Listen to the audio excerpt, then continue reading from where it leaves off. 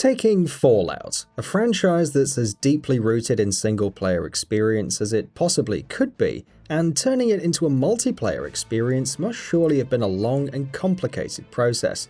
But it feels like halfway through that process, Bethesda decided they'd done enough and just released the game in whatever state it was in at the time. It's riddled with all kinds of issues, and while some of these are the kinds of problems that Bethesda can try and iron out with patches, many of these issues lie at the very core of what the game is, and as such present a much more worrisome problem for both the developer as well as the people who've bought the game, or are planning on doing so. Let's start with the basics, the UI. Fallout 76 uses the same menus that Fallout 4 used in 2015, and while they were decidedly cumbersome even back then, their flaws were easy to forgive. Because in its single-player form, Fallout is a slow and methodical experience that lets you stand still and take a pause. Fallout 76 is an always-online game, which means it can't be paused. Menus are divided into broad categorizations that almost seem like they've been designed to give players a hard time, and a lot of time is spent scrolling through long lists to find the stuff you're looking for. If ever you find yourself in need of going into the menus to replenish one of the several bars you have to manage or to equip a weapon that you hadn't previously set as one of your favorites, while you're in the middle of a tense encounter, you're pretty much screwed. A slightly increased emphasis on survival mechanics also means that you have to go into menus more often than before, but those survival mechanics aren't implemented well either.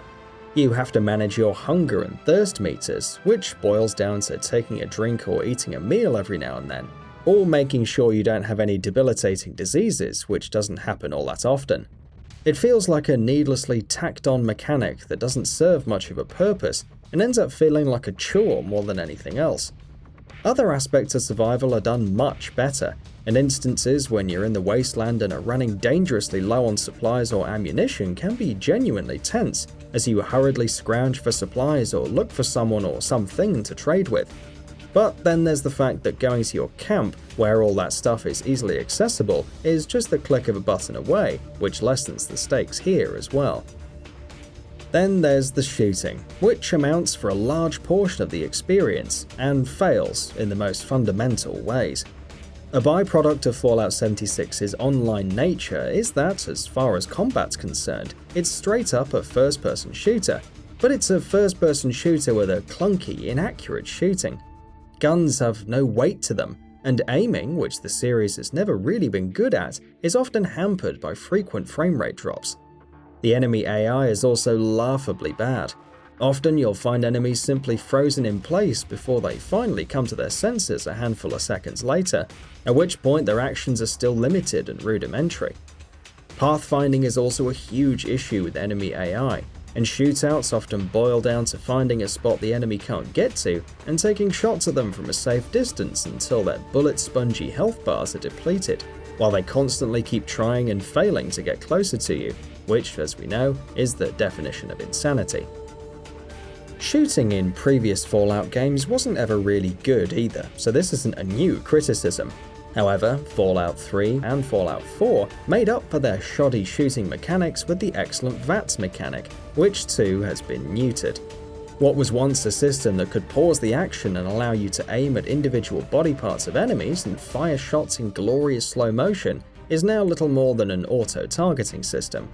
While you shoot in VATS, you don't have to aim, which means you can be looking in one direction and successfully firing in another, even at enemies that are clearly behind cover, which, as you can imagine, looks incredibly goofy. Enemies also often zigzag around quite a bit, which completely throws VATS percentages out of whack, which means that more often than not, it's just best to ignore VATS completely and aim manually. These, however, are things that Bethesda can conceivably fix with patches and larger updates, and it's entirely possible that some of these criticisms won't stand the test of time. But then there are issues in Fallout 76 that are imbued into its very DNA, that define the sort of experience that it is at its core, and can't simply be patched away. Fallout games have always been about conveying a sense of loneliness and desolation, and I'm all for that when it's done right. Fallout 76's highly publicized lack of human NPCs is a crippling flaw, and one that harms the game in more ways than one. The world feels emptier than Fallout worlds ever have.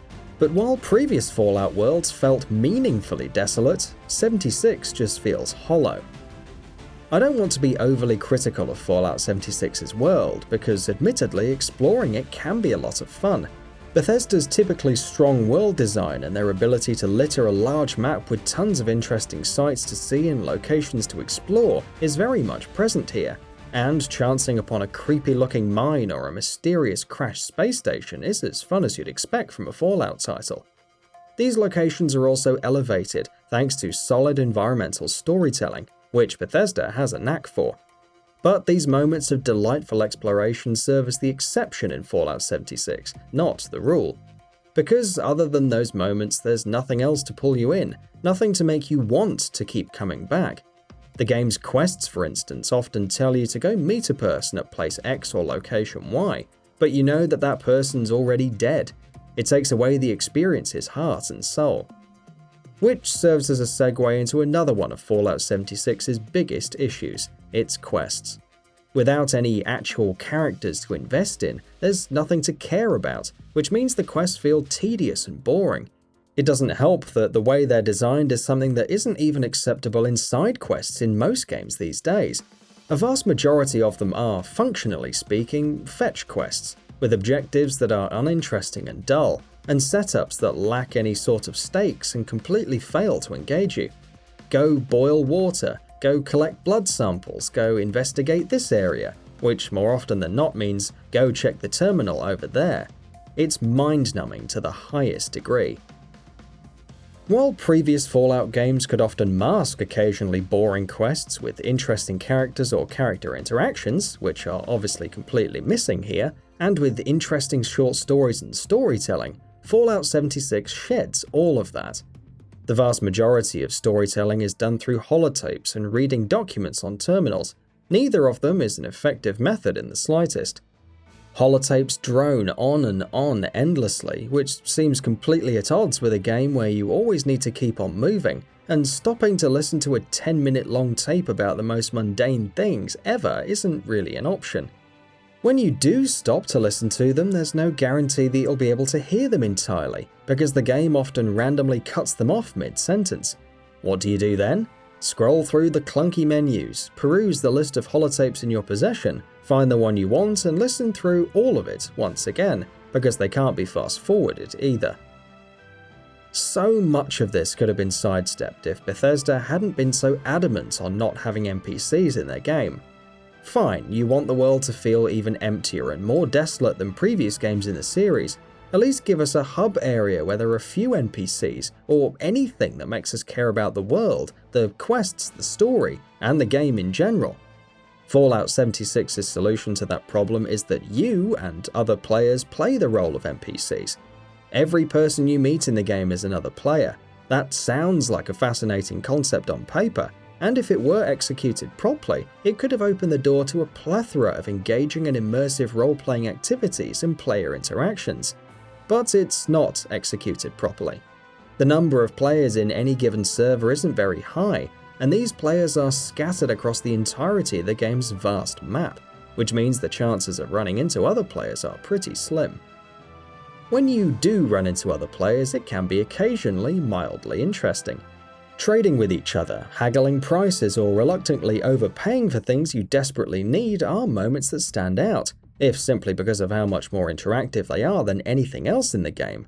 Whilst on the rare occasion that you do come across another player being attacked by enemies, it's fun to come to their aid, finish off the threat together, give each other a thumbs up, and then part ways once again.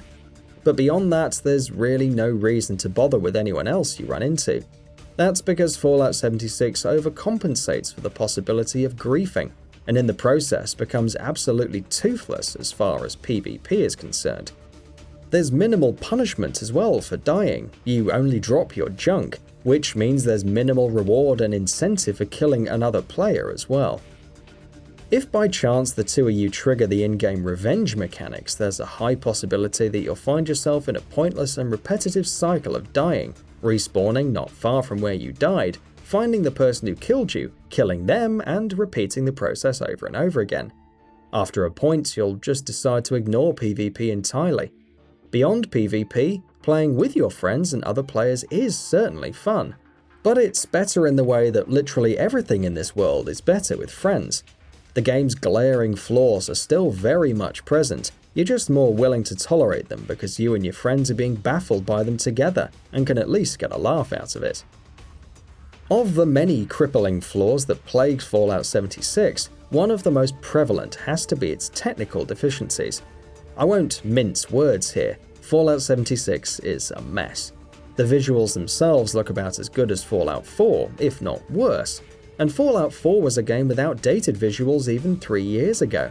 The art style, which is much more colourful and varied in 76 than it ever has been in the series, deserves praise for sure, while the lighting engine used in the game is also quite effective, but everything else is just a complete mess. Frame rate drops are frequent and highly intrusive, often freezing the action in the middle of combat, or even outside of it for several seconds at a time. Texture pop-ins are a dime a dozen and instantly noticeable, and not just for objects that are far off and distant, but sometimes even right in front of you as well. The textures themselves look completely muddy and lacking in definition. The game also suffers from ridiculously long loading times, which are quite frequent, because the game enters a loading screen while entering and exiting a lot of the buildings. Then there's the bugs that you'd expect from any Bethesda game. Enemies often stand around, completely frozen, and it's not uncommon to find them standing in T-poses. Objects and debris can often be found floating in the air. Animations look janky and jittery. All of which is to say that Fallout 76 looks like a 10-year-old game, and performs like one that should be either in beta or in early access. Except it's a $60 game, developed by one of the leading studios in the world. Fallout 76 is not a completely broken game. It's not absolutely devoid of enjoyment, and every once in a while it can live up to the franchise name it bears. The problem is that that enjoyment is buried under a mountainous pile of long stretches of boredom and emptiness, tedious and mind-numbing quests, baffling design choices, unbelievably bad technical issues, and a host of other problems that turn this into an experience that frankly has no business being out on shelves as a full-price AAA game in its current state. What's concerning is that even if the issues that can be fixed through patches and updates are ironed out, the core fundamentals of the game are deeply flawed. And that wraps it up. If you like what we're doing, please consider subscribing to our channel. We upload new videos daily, so make sure you don't miss them by subscribing. We appreciate your support, and we thank you for checking us out.